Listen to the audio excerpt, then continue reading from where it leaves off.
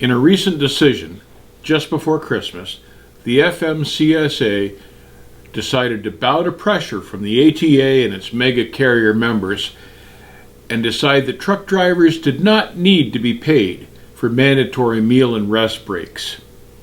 Now, in the state of California, California had mandated that drivers be paid for these breaks under California law, and they had taken carriers to task on this. And their goal was to make sure that all workers within California were fairly paid. They took big carriers to task on it, and the big carriers hadn't paid their people when within the state of California, and it wound up in lawsuits with carriers losing millions of dollars. And all California was trying to do was make sure the people there were fairly paid. But this recent decision by the FMCSA, and its complete flip of their former position, all of a sudden now they've decided that their jurisdiction overrides state law, overrides California law, and overrides a 2014 court decision. And FMCSA has said their power, their federally regulated power, supersedes everything, and now all of a sudden these drivers don't need to be paid.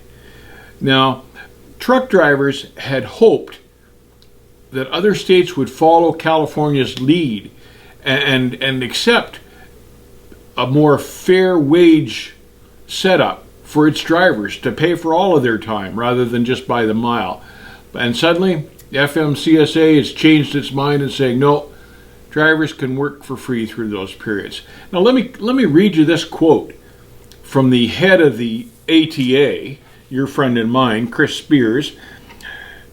Being paid for rest and meal breaks poses a safety risk, and this recent decision is a victory for highway safety. Now, never have I heard a more blatant twisting of the truth and misleading information. How in God's green earth can you say that paying drivers for mandatory breaks is unsafe? You know, it's just their way of twisting the truth. The truth of the matter is that they just don't want to have to pay drivers any more than they possibly have to, whether it's mandated by law or any other way. They just want to pay truck drivers as little as possible. So this is a victory for big trucking. This is a victory for big business. And who's the guy losing at the end of all this?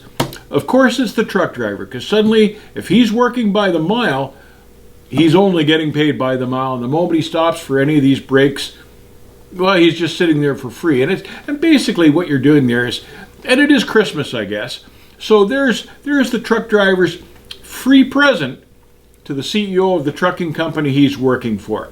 Let me throw you some free time. And speaking of presents, because it is Christmas, I'd be willing to bet that Ray Martinez, who's the head of the FMCSA, got a pretty nice Christmas present from his buddies at the ATA this year.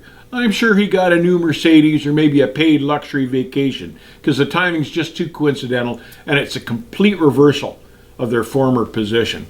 So as you take your vacation for 36 hours in a truck stop parking lot 1,000 miles from home, think about Ray Martinez and his friends at the ATA, because those guys just screwed you hollow. This is a major ruling, and it's going to cost each and every driver thousands of dollars. Guys that are paid by the mile, this is going to cost you thousands of dollars a year, and it's all thanks to the ATA and the FMCSA. And a lot of you guys are working for carrier members of the ATA, these big carriers. They're all members of the ATA. Your response to this should be to just go home and quit your by-the-mile job, because you're working for a guy, a carrier, that's actively got his hand in your pocket. And this is nothing short of slavery. And the only way I'd get out of this would be go find a job that gets paid by the hour. Because pay by the mile, you can see the money's not coming your way, it's going the other way.